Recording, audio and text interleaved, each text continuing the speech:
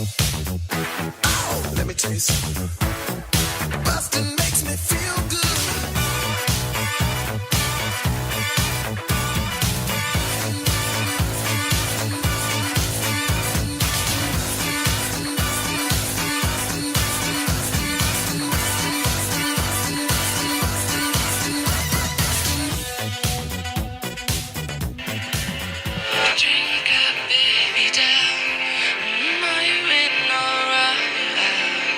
Hi, everybody.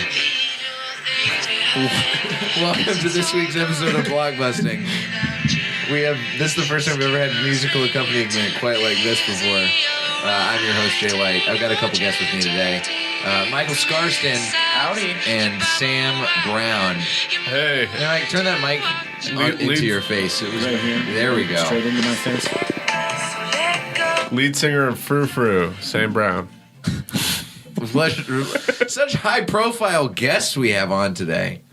Wait, it was Frou Frou and Imogen Heap. They're like the same thing, aren't they? Right? Yeah.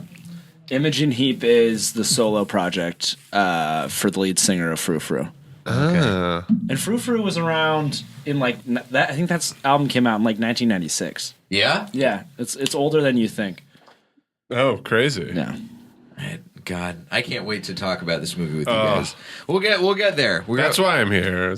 I do want to cover this real quick. This is the podcast where we shit on movies. We got a couple great comics, comedians, extraordinaires of all shapes and sizes here today. Sick. Improvisers, sketch performers, all kinds of cool things. And today, in the box office at least, come to say box office mojo, Black Panther continues dominance in second weekend, topping $700 million worldwide.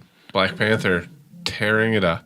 Fourth with movie. Its Panther claws. Fourth movie in history to make $100 million its second weekend after and not drop below that. What are Crazy. the other ones? Star Wars, Force Awakens, Okay.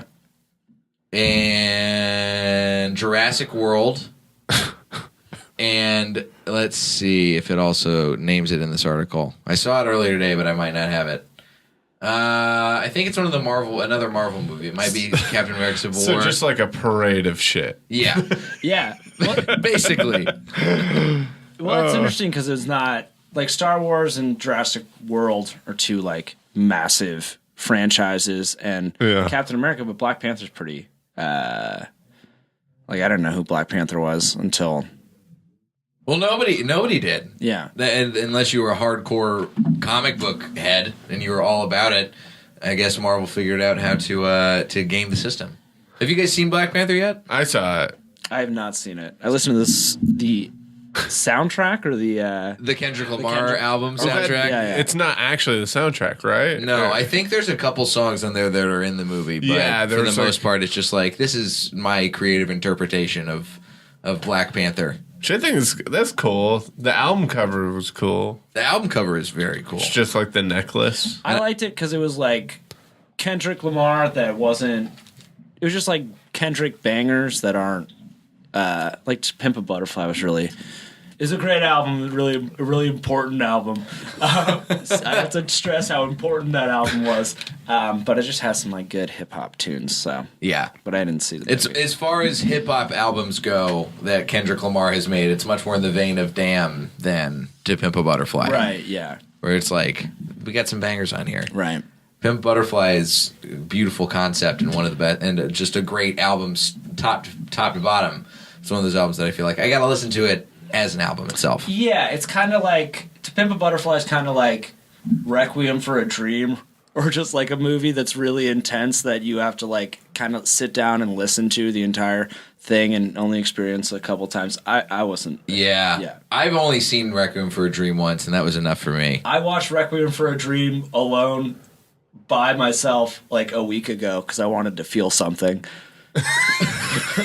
It's a good way. I watched it alone cutting. too. Should have skipped Requiem and just gone straight to just cutting. When I watched Requiem for a Dream as a kid, I thought it was like cool. Wait, like, how? What do you mean by kid? I was like how I was old like were 13 you? when I first saw it, and it was before I had ever done any drugs or anything like that. And I was like, this is kind of rad. Like the first half of the movie where they're like, they look like they're kind of having fun and stuff. Things are definitely not going to go bad for these guys. Yeah. And then like the whole, and this time around watching it, it had a lot deeper effect on me and being like, oh, yeah, heroin and speed are pretty fucked up. But that movie and Trainspotting were like fun films for me as a kid. Trainspotting, yeah, I saw that when I was a kid, and that was so much fun. But I mean, it is fun. It's not heroin, but like the journey that the character goes on. I think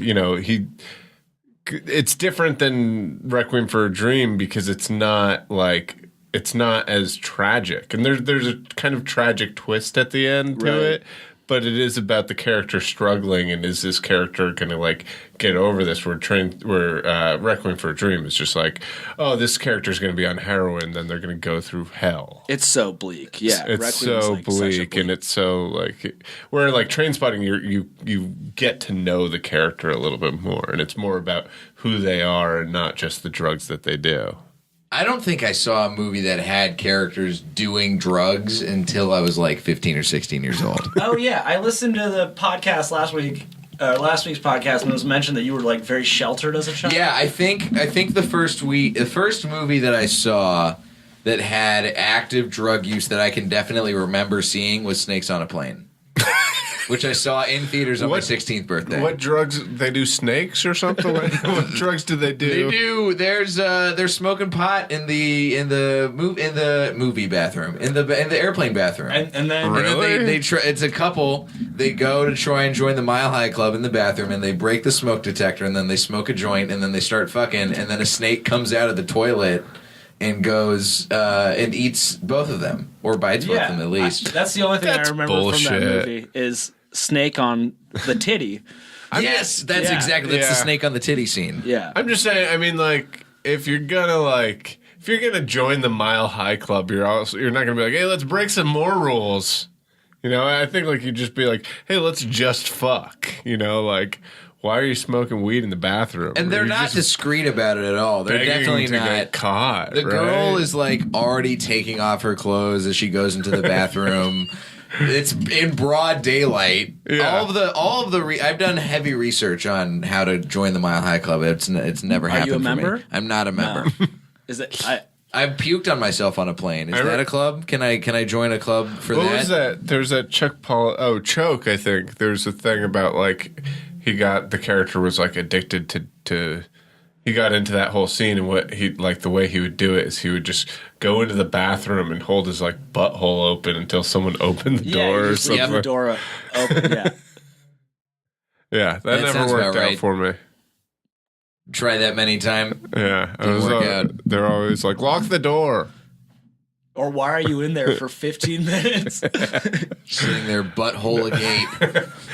I'm just holding my butt open. What if somebody came in there while you were holding your butt open and then just took a shit?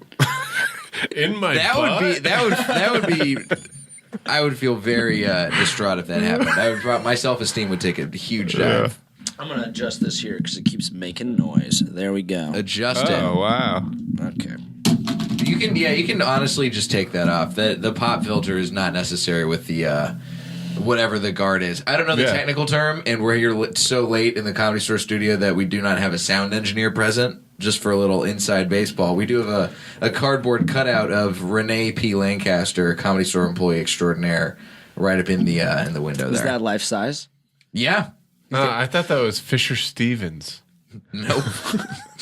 That's Renee. Doesn't it look like him? This is good old Renee. All right. Black Panther made $108 million. That's crazy. It's insane. It's crazy because it's February. Yeah. Like, for a while, Hollywood is operating under the theory that people do not go to see movies in January and February. And so then they were like, they're not trying. And so now people are going to start trying in February. Very famously, this time when movies get dumped off because they're not going to be... They're probably not going to be good, so why is anybody going to go see them? Yeah, so we get movies like Den of Thieves. Yeah. Or The Gray. or The Grey was a good movie. That's I the liked thing, but they Grey. dumped it off because they were like, "Who wants to see Liam I Neeson think fight off a bunch of wolves?" Taken was like an early in the year movie too. Taken was I mean, this is now the time. We just had The Commuter. Speaking of Liam Neeson showing up and doing things, but this is like you got 50 Shades Freed, which is now that there's the end of that franchise, and that's not gonna. But there's probably going to be more erotic thrillers in that vein that are going to come out in like January, February. Well, that's a Valentine's Day release. That's specifically, I think they're always going to release something for people to go see on Valentine's Day. I was surprised they didn't two-part that. Two-part the third. Harry Potter style? Yeah, Harry Potter style. Last season of Breaking Bad? Right. Or Mad Men style? Breaking Dawn, Twilight Breaking Dawn. Twilight Breaking Dawn did have 2 parts. I forgot about that. It was so good. If you guys want to make this podcast about Twilight, I am game. I've seen one Twilight. I've seen the original. Oh, that's good. I would say that's my third favorite. Where does the Twilight where does it rank for you? What if you had to rank those movies? It's hard for me to pick a favorite between Breaking Dawn 1 and Breaking Dawn 2 because they're both so batshit. I think I would go 1, 2. Like less happens in 1, but it's crazier than 2. Like 1's fucking insane. Do you want some spoiler alerts? Yes, spoil it. Hey, Hit if us you're with those listening spoilers, to the Sam. podcast and you haven't gotten around to watching Twilight, but you really want to watch it, I suggest skipping the next half hour. So basically the whole thing is Bella wants to be turned into a vampire and Edward's like, no, I'm not going to turn you into a vampire. And then there's this fucking werewolf, Jacob, who's like also in love with her. But she chooses Edward. And so she, the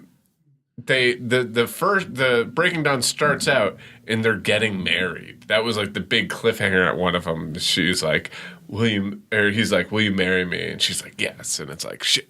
So this one starts out, they're getting married and they go have a honeymoon in Brazil at this weird like vampire island that there's like no one on and it's like all tropical. So they start fucking. Is it the first time they fuck? Yeah. Is this rated R or still PG-13? Still PG-13, but like a big part of the story is that he's like destroying her when they're fucking because he has vampire strength. And so she has these like bruises on her body and he's like, I'm sorry. And she's like, no, it's okay. So that's weird. And then she ends up getting pregnant and it's like a vampire baby in her. So it's like absorbing all of her power and she's getting pregnant like really quickly and it's making her all sickly. And she wants Jacob to turn her into a vampire, but he's like, no, I can't do it. And so like she's going through this pregnancy in like 3 weeks or something like that. And it's crazy. And she's getting like very gaunt and everything. And then, forget, like there's some stuff I'm missing, but there's this amazing, just horrific shot where she's like full on like 9 months pregnant, goes to stand up, and because the baby's like absorbing her strength, her back snaps. She just like snaps at the waist, like the wrong direction, and it's like crazy. And then she starts going into labor, and the baby's eating her from the inside. And so to like save her, they start eating her from the outside. And like this whole time, there's the other vampires do. Yeah, and the whole time there's like, I think there's evil vampires trying to hunt them or werewolves. And so there's some of the werewolves are like protecting them and like Jacob's like protecting her. And so they're all held up and she's got this baby. No one wants this baby to be born. And finally it's like, it's born and Jacob walks in. Jacob the werewolf? The werewolf. Jacob the werewolf walks Taylor in Lautner. as she's born and he looks at the baby. See, there's something you should know about werewolves. They imprint themselves on people, and it means they're going to be in love forever. Okay. So he looks at the baby, and he fucking imprints on the baby. He sees their whole life and like falls in love with the baby. And are werewolves immortal like vampires? I don't know. I don't think so. I don't think because he's like a teen werewolf. That werewolf is gonna die. Jacob is going to die, but that baby's still gonna be in love with Jacob forever. Oh, is that how it works? Because vampires they're not immortal, but they live for thousands of years. Yeah. It was fucking weird. It was so weird. And then she dies, and then like the last shot is like Bella dies, but then she wakes up and she's a vampire. And that's the end of Breaking Dawn Part 1. And like lights go up and everyone stands up and applauds. Well, it sounds like a Rosemary's Baby spin-off series that never materialized, but then became the Twilight, fit its way into Twilight canon. It's kind of like Riverdale is to Twin Peaks as like Breaking Dawn is to Cronenberg movies. Like that's like it's just weird and like involves weird gore. Wow, wild.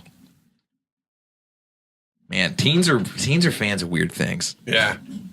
God, it's good. It is. Now I kind of want to see it. I never thought I'd ever want to see a Twilight movie again after watching the first one and hating it so much. Oh, they're so fun. Now I know.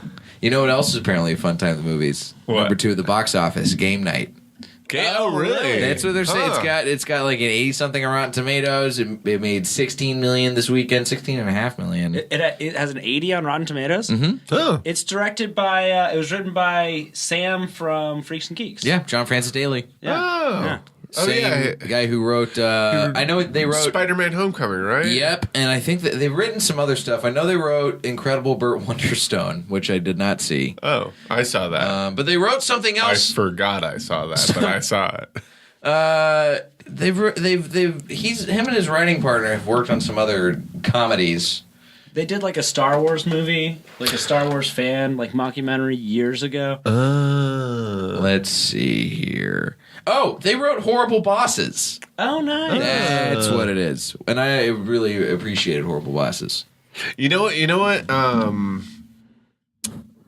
what shot or what part of the trailer like kind of just loses me with that trailer? Is the one where like the guy kind of compliments her outside of the jet. I forget what the line is. Do you know what I'm talking about? Mm-mm. It's what's her name? It's in Game Night? Yeah, Game Night. There's this one shot towards the end of the trailer where he's like, "You're too pretty to be a mom," and she's like, "Oh, really?" And then he gets sucked up by the jet engine. Oh yeah, I know what you're talking about now. Rachel McAdams. Rachel McAdams. It's Rachel McAdams and Jason Bateman, which is a kind of a weird pair because I still think of Rachel McAdams as like, I mean, she is Mean young. Girls. Yeah, she is still young. But And she was old for Mean Girls. Like she was playing younger. Yeah, she was in her late 20s when Mean Girls was out. But, you know, she could pull it off. right. I'm a fan. I mean, I'll watch Jason Bateman in basically anything. And I'll go, and Lamorne Morris, who's Winston on New Girl. I love him. Love him. Yeah. And he looks funny in this. I love what they did with that character on New Girl, where they just made him weird. Mm-hmm. They're just like, we're going to make this character bizarre. So bizarre. So very into cats. Yeah. Very into, he's probably the weirdest cop that anyone will ever know. Oh yeah. Oh, yeah. And him and Nassim Pedrad's love story is so warm and So cute. so cute. Super cute. Adorable. Peter Rabbit, number 3 at the box office, $12.5 million this weekend. Jesus Really? Christ. Total gross $71 million. I am shocked that is. I haven't seen it, but I am shocked that is beating Paddington. I mean, It's not only beating Paddington; it's been in the top 3 at the box office for its entirety. The entire time it's been in theaters. whoa. It was number 2 last week.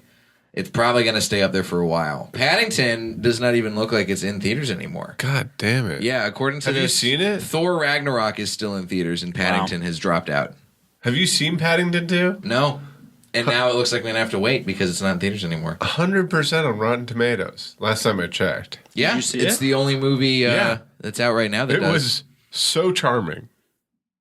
I'm going to say this. I'm going to pay you a compliment. Hugh Grant in the movie, I was like, hey, Hugh Grant's performance kind of reminds me of Michael Skarsten. Oh, nice.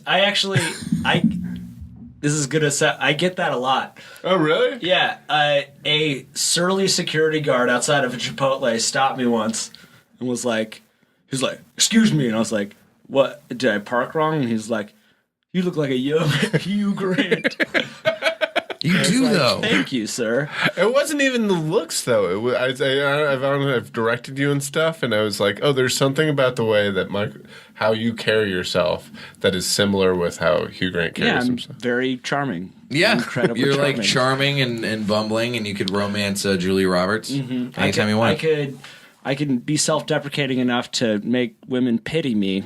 If they did an American remake of Love Actually, you could be a senator that falls in love with like a soap opera star or whatever. Oh no, it's one of his staffers. Staffers, yeah. That would be a troublesome thing. That would be.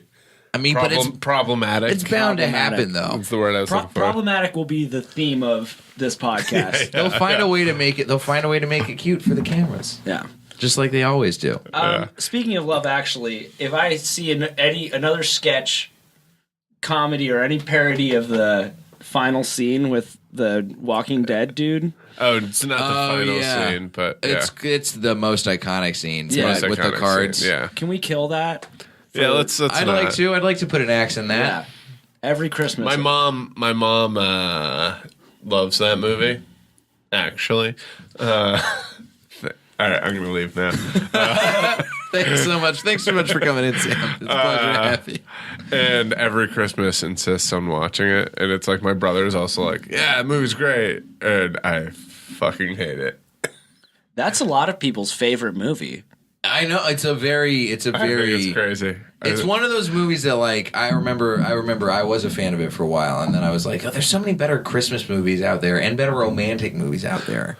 Well, on all fronts, it's not anywhere close to the level of like the National Lampoon's Christmas Vacation or Bad Santa or I mean like I'll say this is like there are some charming stories to it. Like I think the Hugh Grant story is charming.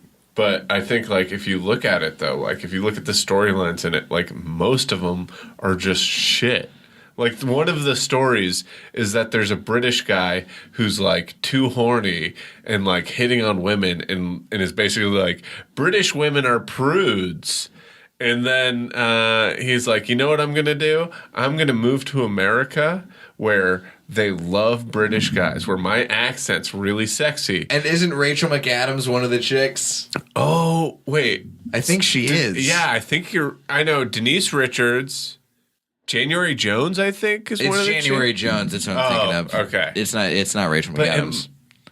I know. There's also someone else that's... what's her name from Happy Endings? Not Casey Wilson. No. Eliza Coupe, maybe. No, not Eliza Coupe. Elisha Cuthbert. Yes. I think she's one of the girls, too. Yes. But yeah, so this guy has a British accent, moves to America, and immediately meets, like, beautiful actresses. And they're like these beautiful women who are like, hey, stay with us. We don't like sleeping in our clothes. Is that a problem? And he's like, sure. And then his story is that he comes back with all these beautiful women. Right. Because he doesn't go to a normal, like, tourist destination for people who've never been to America. He goes to fucking Milwaukee or somewhere else in the Midwest. Who plays the British guy? It's like some fucking ugly British guy. Yeah. Like, honestly, like, you're, like, laughing that, like, no, you see it, he looks like he wasn't let into a rave. Like, yeah. He looks like he should have a pacifier in his mouth that's blinking constantly, and they wouldn't let him in. Yeah. I always confuse Love Actually with Closer. I've never seen Closer. Because I feel like there's a lot of British people in Closer. Yeah. It's about love, and Natalie Portman is in Closer. Is in Closer. I really like. Closer's not a great movie, but I do like the scene between Clive Owen and Julia Roberts where he's yelling at her. Natalie Portman's also in a movie that's number 4 at the box office, which is Annihilation. Annihilation. Oh, number 4. I Saw that yesterday. How was it? I've heard good things. I like it. I liked it. I think it's one of those movies that I want to see it again, just so I can get a handle on it a little bit more. But it takes a priority to focus on atmosphere and setting and vibe more than plot, which I'm cool with. Right. Because I think it's not every movie that can pull that off well, and I think it does a good job pulling that off. I'll say historically movies that I'll see and then go, I want to see it again. I liked it. I want to see it again. I watch again and I'm like, wait, this movie makes no sense. Fuck this movie. And I'll make a list of Donnie Darko. Donnie Darko. We'll get to Garden State, but Donnie Darko is another movie that did not age well. Inception, I think I was like, oh, that movie was cool. I want to see it again. And then saw it again and was like, wait, no, fuck that movie. See, I'm the opposite. I usually, if I'm like, oh, I want to go see a movie again, then I it's because I want to try and. It feels like it was too much the first time, so I want to go see it again so I can appreciate, so I can really like get a better handle on it. I felt like I saw Tree of Life. I felt the way about that. I think I watched Tree of Life almost immediately after watching it the first time. Okay, yeah. I mean, I could say that with that. Like there are movies that I watch like multiple times, and every time I see it, I like it more and more. Mm-hmm. I'd say like Apocalypse Now is a great example of like I've honestly like every time I've viewed that movie more, like have exponentially liked it more and understood more what the point of it was. But like, yeah, fucking Donnie Darko. Donnie Darko, man. Very hollow.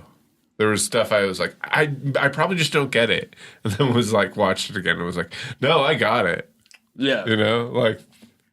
The problem, I mean, I think the big problem with Donnie Darko, and this I think dovetails nicely into our film du jour, which is Garden State today, is there's a lot of movies that we see, I think, when we're young and a little bit more impressionable. And then we see them, we're like, oh, this is the fucking coolest movie in the world. And then you go back and you watch it again when you got a little bit more life experience under your belt, and you're like, oh, this is fucking garbage. You're like, fuck this kid. Yeah. Fuck this kid. Let's just jump fucking right into it, guys. We're talking about Garden State today. It's the movie we hate. Yeah. This is a milestone. This is the first time I've ever had two people in at the same time talking about the same movie. But this movie generates that much hate. I get it. I've been talking to some people about it, and pretty much when it came out, everybody loved it. I was also 14 when it came out. Yeah, same here. I think I was like 20 or 21. Cool. Around what does that math make sense? I think I'm older than that. Yeah, it came out 2004. Okay, so I was. It's 23. Yeah, I was 22 probably. Actually, I was 13 at the time it came out, and I turned 14 that year. 22, turning 23. Okay. Yeah. But when it came out, I remember everybody, at least in my generation, being like, "This is the best. This is our movie. This is the best movie." And like the soundtrack was like, people would just play this, like bought the soundtrack, and I think it's one of the best-selling soundtracks It is. of all time. I think it's definitely insane. in top 5, maybe even top 3 of best-selling soundtracks. That is absurd. But the sound and it's. I remember I had a friend of mine who was like the historian for our theater department, and he made at the end of the year. He would always make like a slideshow that like encompassed everything. And he always used the fucking Garden State soundtrack for every song. But I wasn't allowed to see it because it was rated R, and I wasn't allowed to see R-rated movies. And then it just totally passed me by. And then I watched it when I was in college, and I was like, "What the fuck is everybody's deal with this movie? This is a bad movie." Didn't get it. See, well, I hate this movie a lot because I got it when I was a kid. It spoke to me so much when I was like 13. Skarsten. I was a sad little boy. So was I. I mean, I feel like it would have spoken to me too if I watched it when I was 14. I thought, oh, this is so like this is what life is, and it's so. What? I think it's good because we saw it pretty much at the same age then. just years apart. Yeah, roughly. Yeah, I saw it when I was probably like 20 or just about to turn 20. Yeah. So it was about the same time. Let's lay down a foundation here of just like generally why do we hate this movie? Okay, yeah. I think that Sam, we haven't really gotten your take on it yet. It's just like a baseline hate. Explain my experience of seeing this movie. Go for it, please do. Back in the day, I would watch trailers on like Apple trailers, and I remember seeing the trailer for this, and I was like so pumped on it. I was like so like, and I had this friend Michelle. And yeah, we dated a little, and so there was like, but we were friends and had that. But we were like, look at this trailer. And they were like, oh, that looks so good, and we both were like way into the trailer. And we're like, we can't wait to see this movie. We got to see this movie, and we go. And I remember watching the trailer a bunch before seeing the movie, and you'd see these scenes, and you'd be like, oh, I bet that's a really good scene. And then we went and we saw the movie, and we were pumped to see it. It was opening weekend, and the movie ended, and I turned to her and I was like, so what'd you think? And she was like, oh, that was good. And it was like this theater in Union Square in New York where there was like a bunch of escalators that you had to go down. You were like at the like 6th floor of the theater, and you went down like 5 escalators to get to the ground floor. And by the time we were like, yeah, it was good. That one part was a little weird. Yeah. By the time we got to the bottom floor, we were both like, I think I hated that movie. And the big thing for me was that, like, all the fucking shit from the trailer had nothing more to it than what was in the trailer. There was so much shit that was in the trailer that was just in the movie to be in the trailer. Every quirky moment in that movie is Zach Braff being like, oh, this would look good in a trailer. Exactly. Like, there's stuff that isn't in the actual trailer where, like, there's so many just, like, little moments that never come back. Yeah.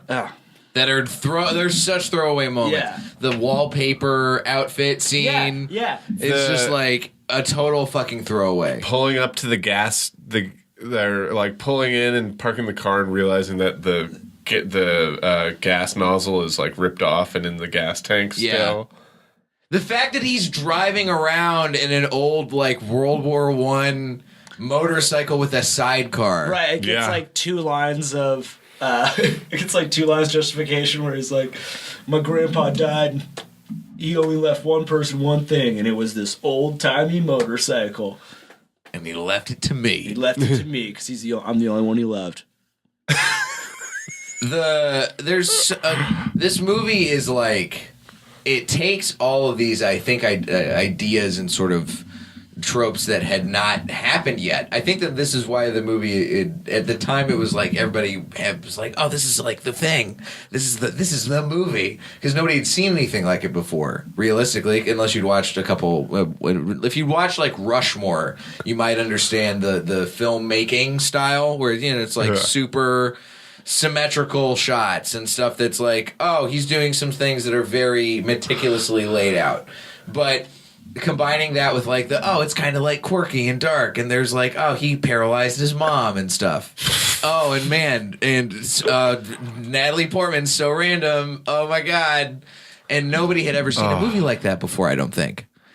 And then now you look back and you're like, there's so many better versions of this movie that exist now. Right. Yeah, or I think there are better versions of the movie that existed then. It was like someone watched Rushmore or like Bottle Rocket, and like it was like if you looked at the Mona Lisa and were like, all right, now I'm going to paint my version. I'm gonna paint a picture of a girl. Yeah. The dialogue and all the little quippy, quirky little moments are so like Wes Anderson-y, but just like, I don't think it's in the trailer, but when he's in the fucking therapist office and he's like looking at the degrees and then he looks up and there's a degree on the ceiling, it's like, ugh. I remember I watched that last night and I saw when it cuts back, there's a spot on the wall that looks like the diploma could have fit there. And Zach Braff was like, wait a minute, it's going to be real wacky if we throw this on the ceiling. Yeah. Let's try that out for the rest of this scene. Yeah, nothing was earned. Nothing. Nothing in the movie was earned. It was just done. And, I feel like the style should follow the story in some way. It should kind of like it should come from somewhere and have some effect more than just doing it. Yeah. Zach Braff, if you're listening, I'm sorry to rail into you so hard, but I mean, you deserve it, man. It just wasn't good. It just wasn't good. The movie is and you got so much credit for it. It's like you went to film school. Did you go to film school? I did go to film school. I didn't go to film school, but I knew film school students, and it's like if every person, the first idea they had in film school was given the budget to make their movie, and then they got to make it. It's basically exactly what it is. So you saw it, Skarsten. You saw it when you were in high school. When I was in high school. So what was that like for you watching it for the first time? I just thought, like, this is what a relationship should be like. I thought, you're always like, it's so like moody, and like this guy is like, people like this guy exists, and I can be like this guy. Like, I can be like cool and like. You can have a medicine cabinet full of pills. I mean, it's this. That's cool. Just the whole era, like the early 2000s, was just bad, like music at the like Weezer and Garden State.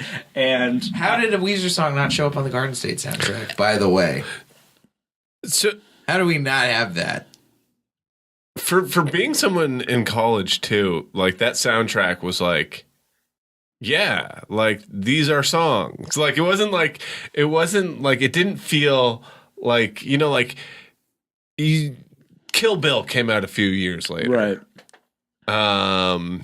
Or Rushmore is a good, where they're like a collection of songs where it feels like someone like really kind of like combed through different styles and like found like cherry picked these songs. Mm-hmm. Where, like, Garden State was essentially just, like, a college radio station. It could have been, like, any hour of any college radio station. Zach Braff read Pitchfork. Yeah. Yeah.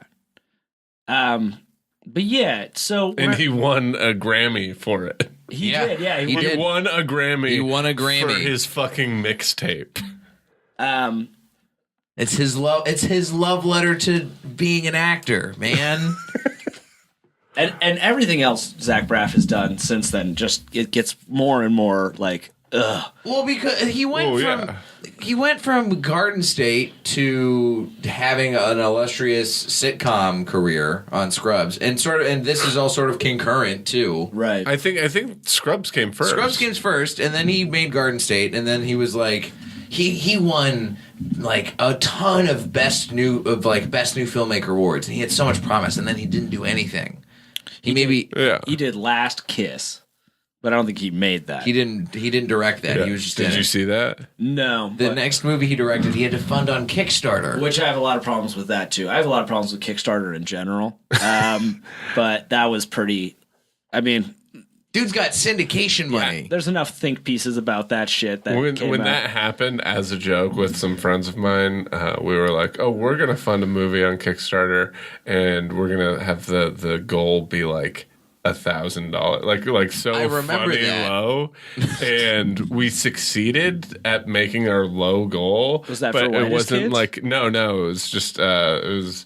Some other friends, and we succeeded, but it was so low we couldn't make the movie, and eventually we gave back like everyone who donated like over $10, we gave back their money.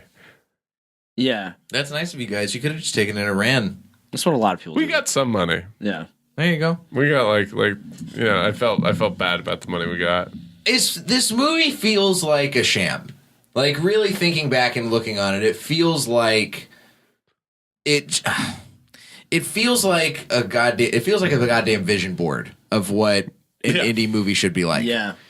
And I remember looking up articles on seeing something on Wikipedia for this movie about like this is the movie that made it okay to listen to like indie movies okay in Hollywood. Yeah. And like indie music is okay to use in movies now. And this is like that brings it to the mainstream. Ugh. And I hate that this movie is now the ambassador for indie filmmaking in Hollywood. Or it was at the time. Like what? Like I don't know. That's like the dumbest thing because it's like it's just like this movie is okay for like okay like you know subversive poppy music to like be used in like it's not a huge jump, you know? It's not like a huge jump that you would use the Shins in a TV commercial. No. It made like independent film like trendy and stuff, but it's like Urban Outfitters is like hip clothes, but it's so This movie is the Urban Outfitters of movies. right. Is really what it is. Cuz like Paris, Texas came out Yeah. like and that's Yeah. Rushmore was out. Royal Tenenbaums was out. Yeah. Fucking Texas Chainsaw Massacre was an indie movie. Yes, it was. Like that was in the 70s. Indie filmmaking is not a new idea. Yeah. And there's so many, still to this day, there's so many like you can tell by the trailer where it's like a little bit of ukulele playing, like some white guy staring blankly into like the sea or something, and then a girl shows up and. One of the things that this movie definitely made famous also is really like this movie highlighted the manic pixie dream girl trope. Oh, yeah. I think it's the It's basically the originator of the trope. Natalie Portman is a lot of the people in this movie are bad people. Let's not twist it up. Natalie Portman is probably the most innocent of the bad people in this movie. right. She even there's a line when they're going to the quarry where Zach Braff says, or what, Larchman? Larchman's the character. He says, who plays a retarded quarterback or something. Yeah, you keep bringing it up. Wait, what?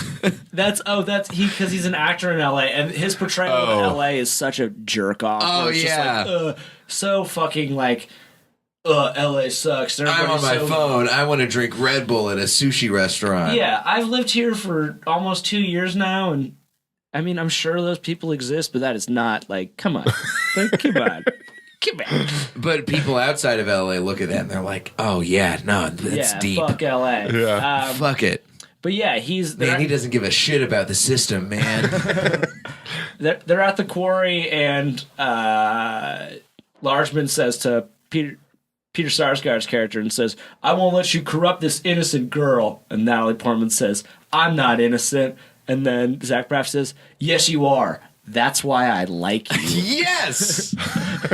Problematic. Very problematic. You are what I want you to be. And the whole scene in the beginning with when the mom is introduced and she treats her like she's like fucking like 9 years old. Yeah. And she is so infantilized throughout the whole movie. Mm-hmm. It's funny because before this movie, she was like the prepubescent dream girl. Right. With she'd been in Leon and Beautiful Girls. Mm-hmm. That was like her whole jive. Did this movie come out the same year as Closer did? I don't know. I feel like maybe this is something we got to take to Wikipedia. But this movie really, it feels. I was just talking to somebody about this outside. He said that Natalie Portman is like the main reason that he thinks this movie is good. And when I rewatched it yesterday, I was like, Natalie, they somehow make Natalie Portman unlikable in this movie. Yeah. And not compelling to watch. Like in Black Swan, Natalie Portman is not a likable character.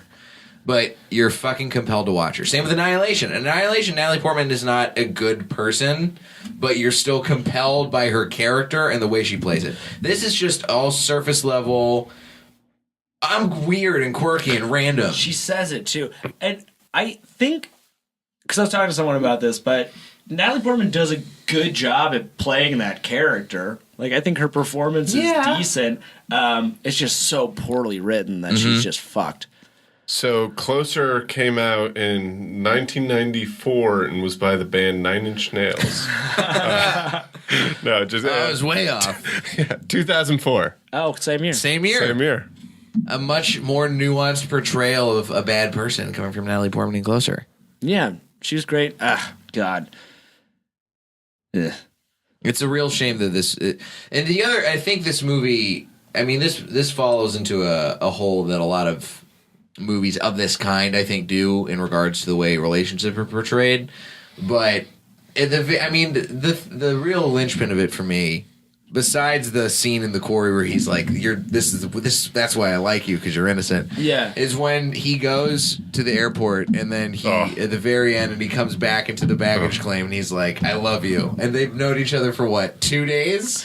Well, yeah. The big issue I have with that is, so Largemont's been on prescription drugs his whole life. He like desperately needs like mental health, like help. He like needs it for whatever issues you have, and he addresses that before he gets on the plane. Because he fucking killed his mom. Yeah, because he killed his mom. And also because he writes off paralyzing his mom as being like, well, 9-year-olds get angry sometimes and push their parents. I never pushed my mom. Right. Well, and I don't disagree with that. Like, yeah, I guess 9-year-olds do get bad, but like the fact that it's like, no, that's a traumatic event, and like, you should delve into traumatic events that happen to you when you're a kid and like process them and deal with them. But he says like, I got to figure my shit out. I got to go back, which is like good. Yeah, you should try and figure your shit out. And then he says, and then he comes back and they make out and he's like, this is it. This is life. I don't need to like figure out my issues. I'm just going to find solace in your pussy. Yep. That was the best dialogue in the movie. That's where the solace is kept, right there in the pussy. And right there in the puss. And it sucks. It just sucks so bad. Like, because she's crying so hard, and he's given her nothing. She's given him like, you changed my fucking life, but like, what did she get out of the relationship at all? I don't know. A cool motorcycle to ride her and wear her helmet on? Yeah, he like tells some jokes and tells her like a sad story about his mom dying and stuff, but like there's no like reciprocation of like anything positive towards her. Fucking bitch doesn't need it.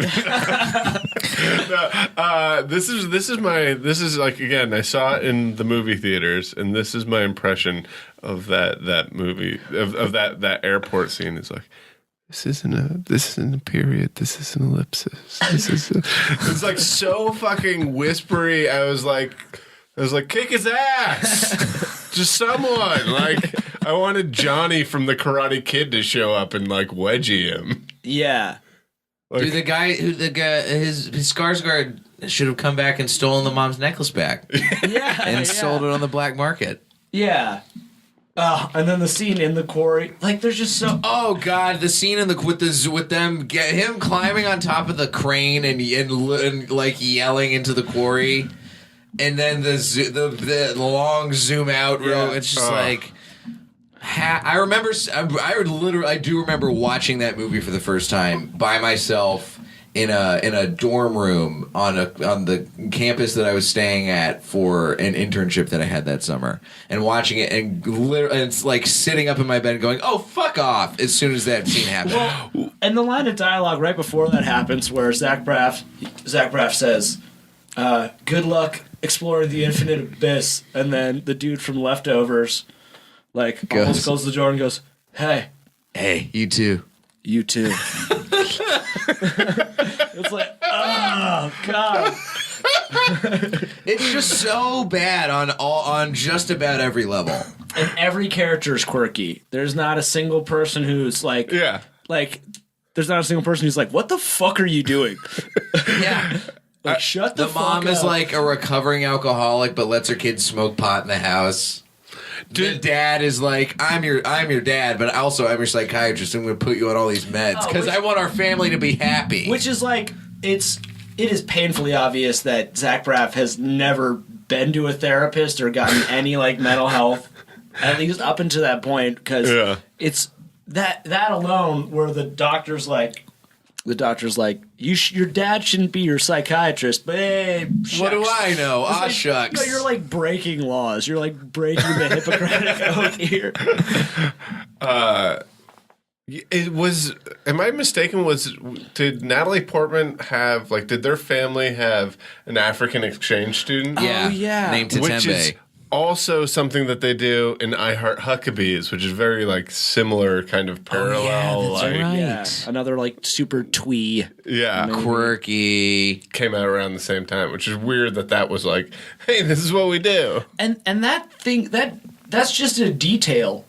Like the African like when he's introduced, you think like, oh, there's going to be like some like tension here, like, and then it's just like, Yeah, because he's staring down Zach Braff in the hallway where there's like also a giant hamster trail in the background, just crawling up the walls, and the mom's waving around a dead hamster for like a good 2 or 3 minutes in that movie. yeah, It's just every detail is like, what's the not normal way we can do this? Even the funeral scene, they start out shooting it from above, so you can see, oh, these people are perfectly laid out while somebody's playing a weird keyboard cover in the background, and then Zach Braff is not in the crowd at his mom's funeral. oh, that's the motif that you see throughout the movie. Is like Zach Braff is the other. He's sitting on the different. couch when everybody else is on the floor.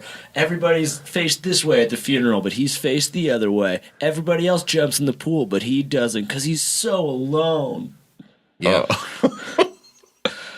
Everyone's afraid on the plane, but He's But not. he's not. He can't. He doesn't have feelings. Oh, and he's on lithium too, which is He's not just. He's on like everything. yeah, and The doctor in the office is reading off just like, oh, you taking like Valium and naproxen and all this other Zoloft. I just keep on getting these moments where I'm like, oh, this is another reason why fuck this movie. And about the soundtrack thing, I just remembered there's that moment where he first meets Natalie Portman and she goes, hey, he's like, what are you listening to? She goes like, The Shins, listen to this song. It'll change your life. I swear. And it's like, fuck you for advertising your fucking mixtape soundtrack in your own fucking movie by like being like, hey, I've got the best taste in music. On top of it, he also maybe listens to 15 seconds of the song and then goes, oh yeah, these guys, they're pretty cool. Who are they? his eyes just like his pupils dilate, where he's like, "This is the greatest thing I've ever heard." And this heartfelt moment comes just minutes after a dog humps his leg to almost completion. Lest we forget how quirky this movie is. The seeing eye dog's got to get his rocks off, you guys. It's amazing how we've been able to like recreate every moment of quirk of this fucking movie. I'm trying to think if there's anything I like. If there's like one. Remember, there's the rich friend who like shoots the arrow in the sky. More quirk. And they're like, oh, and it falls like right next to him. They're like, oh shit. Up, she's got to pull the ear. That's the signal. It's time to go. Oh, then the other thing is, and I didn't realize this till like I just watched Twin Peaks, but the way the guy got rich was silent Velcro, Yeah. which is pretty much a ripoff of the silent curtain runners in Twin Peaks. Oh yeah, yes it is.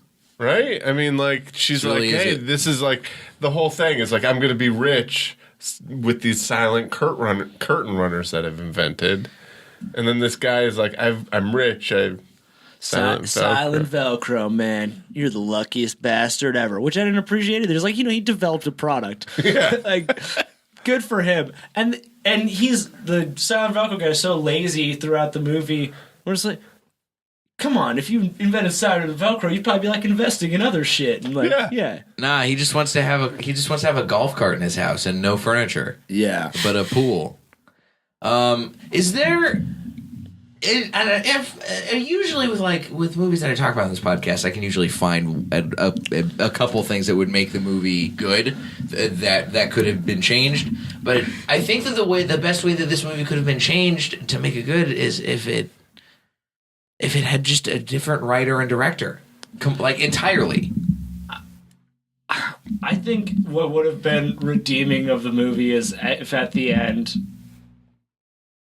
they cut to like 2 weeks later and it's the two of them sitting on the couch and they're just like bored because they're not like Give it a real The Graduate Yeah. style The Graduate, ending. yeah, actually like that's the best. Is The Graduate's like, hey, let's get together, and then they just kind of like look off in separate directions. That's what elevates that movie from good to great is that ending shot. Yeah. because you're right. They were together for 5 days and they fall in love and stuff. But like, come on, like that shit is gonna fall apart when Zach Braff realizes that he's not fixed. Like, he's not fixed at all. Like, he still has all the same shit that he brought to fucking Jersey with him. Yeah, because you know he's not actually going to take the advice of any of the doctors and go to therapy and go to try and actually sort his issues out. And I mean, I think you're right. I think like a big part of the problem is that he wrote and directed the movie, and there's a certain like ego connected between him and his character. And I think he only wanted to view his character in a positive light and didn't want something bad to happen to his character in the end in that way. There's nothing that he's the character's like consciously like nothing is his fault. Like there's no like flaws there. Like everything is like he pushed his mom and she died and his dad's a dick because he's just sad. He's just a sad person. He's a sad man. He's just a sad boy.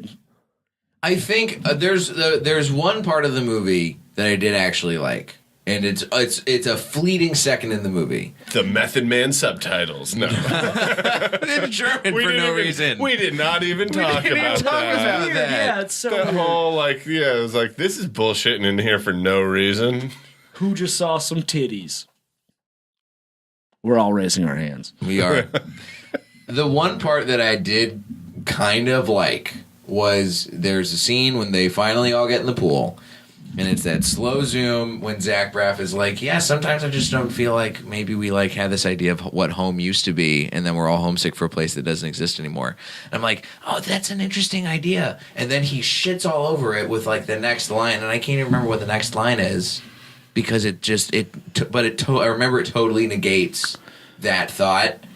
And he's like, maybe that's what our parents are. We're all homesick for a place that would like our parents and all this. And he tries to make it too heady and too grandiose of an idea in one sentence. And it's so clearly, this is the thesis of the movie, but he does not have the skill as a filmmaker to pull it off and actually expand upon that thesis in a way that makes any kind of grounded sense. I think that's a good point. I mean, like, if the character at any point of the movie wanted to be at home, because the character like didn't want to go home, had to go home, and then was shitty about being home the whole time. Yeah. If the character wanted to be at home and then was like, "Oh, this actually sucks," that would be like representative of that thought. Yeah. You know, like Yeah, fuck the Zach Braff character in this movie so hard. I think I think you hit the nail on the head with this, Sam. Is that like if he had gone in, Zach Braff had gone in and like written this movie and directed this movie and then cast somebody who wasn't him to play the lead character, or the other way around, if he'd like written a story and then had somebody else come in and fix, not just flat out, just fucking fix the screenplay and direct it, then, and he could still star in it, then he gets absolved of all the problems of having to like be this likable person on all fronts. And can do basic and create a movie that makes that's actually compelling to watch. And I think the problem that I mean, we kind of talked about earlier is that he was at a point where he was successful enough that people wanted to give him the keys to this, and people wanted to like, all right, go do this thing. You know, we were talking about like a film student who's just allowed to do every one of their first ideas. Yeah. And so I think that's it. Is like he was given carte blanche with this movie, and then also to like write, direct, and star in it. And I think he couldn't see the forest from the trees. I think he was too immersed in just what his vision was and never questioned it and never. Yeah, it feels like a movie where he's like, I really want to be a filmmaker. Yeah. Like, I like the idea of being an auteur. This is a very, very much a calling card movie. Yeah. But nobody wants. But then, I mean, it's obvious nobody wanted to make the call after this. But I still think there are sad little boys out there who watch this movie and say. But this is the last word I'll say on this movie, at least, is that if you are a fan of Garden State, you have the emotional capacity of a high schooler. Right. That's just it. That's why it speaks to you. It's because you can't operate emotionally on a level beyond somebody who's going through puberty. Let's do this. I know it's your podcast, but I'm taking over here. Take over. What's you got? Let's take a second and let's talk about movies that are better than Garden State, that do Garden State better than Garden State. You know, movies that that tackle a similar area. And, you know, like if you're out there and you're like listening to this and you're like, I liked Garden State, you know, like, don't watch Garden State. Go watch it. You know what you could watch is Adventureland. Adventureland, yeah. I think Adventureland does Garden State a lot better than Garden State does. And it does it in New Jersey. If that's what you were waiting for all along. Yeah. What's that Charlie Kaufman movie?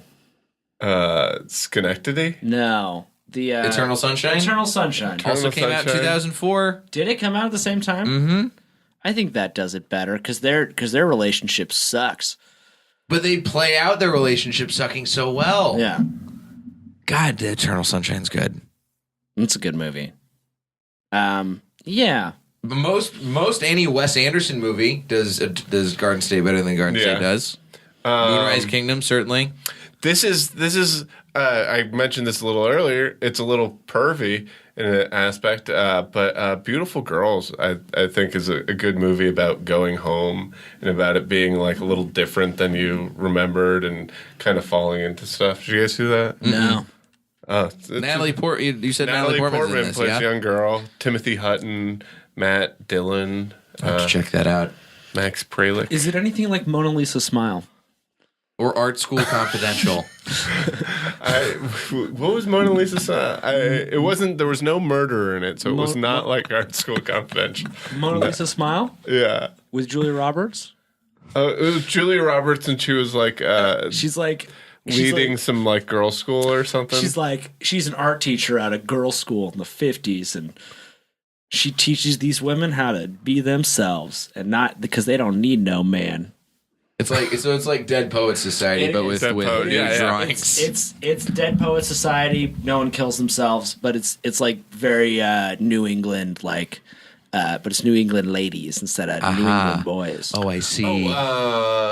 Outside Providence, I remember being a really cool like movie about home and about like kind of growing out of home and stuff. Speaking of New England. Yeah, I think that's a theme that a lot of people want to explore, especially I think it's one that people explore when they move to a place like LA and shit, because it is so different than like your small hometown and people stay the same out there.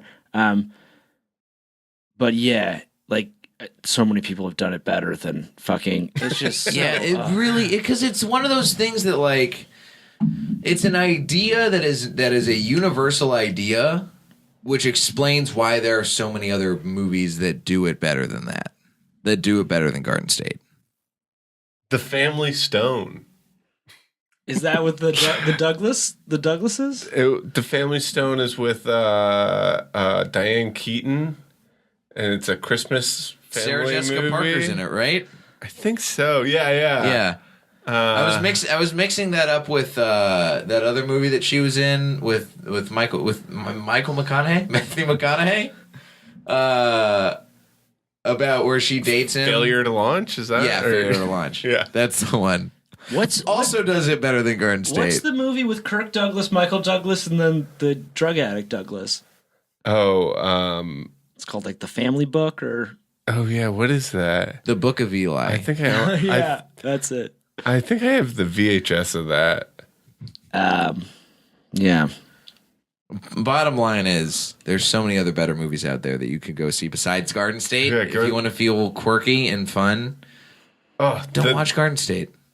Just don't watch it. Do something that's never been done. You know what? You could probably make a movie that's better than Garden State. Yeah. You could. If you're listening to this podcast right now, you probably could. Yeah. We could talk. Literally Just tell a story. Every minute there's something that you just go, ugh, in that. You do something crazy and unique and different. Yeah. Oh my God, where she's big, and it's like, I do something that nobody's ever done before, so that way I feel totally original again. Fuck off, Natalie Portman. I love you, but goddamn. And her character flaw is that she, like, lies. She lies about things. And they're the most basic level lies. Yeah, shit you can point out, like, immediately. They're the kind of lies that I would do as a bit in a conversation. Right. What were the lies? The lies were like, my uncle's a bounty hunter, and he's gonna kill you. Yeah. Oh, so she's a child. Yeah. And also, Peter Skarsgård is a great actor. I'm a really big fan of his, and I feel like completely wasted. I think, like Natalie Portman, he's like, well, you nailed this shitty character that somebody wrote for you. That's the thing. He did this. I mean, although this movie's just a big disappointment. Yeah. And his character, as far as I remember, was like an aggressive piece of shit. Oh yeah, he's a grave robber. Yeah. who's apparently like one of his best friends runs like a peeping ring in a hotel. Who's played by Method Man. Which is weird too. That it's like 2004 and there's like 6 guys like watching pornography together in the back alley of a fucking hotel. Internet's a thing. It's quirky. It's so quirky. It's so quirky. Oh my God, guys, we gotta wrap it up. I appreciate that we've all come together and had some hatred together on this movie. I feel like this was like 1 hour of us just being like, what a piece of shit. Basically. Like, just like there was enough there that we were just a steady stream of us being like furious. It's one of those movies that just it's truly flabbergasting how bad it is. Can I leave you guys on this? Please. What? Good luck exploring the endless abyss. Can I? Is there any like inch of this movie that we didn't talk about how much we hated? I think we got it all. I think we got it all. No, I did forget the part where they say that the chair is burning in the fireplace, and then it cuts to a close of the fireplace. There's very clearly no chair in that fireplace. Oh yeah, no, those were the line is like, what? You got to get some furniture. And it's like, I bought a chair, but I didn't like it. Where is it? It's keeping us warm. Cut to the fireplace. There's obviously logs in there. Guys, thank you so much for coming in. Where can my listeners find your work, gentlemen? Oh, Social media, hit us with it. At Sam Brown 42069 on Twitter, and then at that Sam Brown on Insties. at Pizza Skarsten on Twitter and at pizza_Skarsten on Instagram. Cool. I'm at Diet J on Twitter and Instagram, jlightcomedy.com for upcoming shows. I'm doing a roast battle this week against Leah K. Janian. If you're in LA, come check it out. Tuesday night, Comedy Store, 10:30. That's it. This has been Blockbusting. Guys, go see something good for a change, which is literally anything besides Garden State. Hey.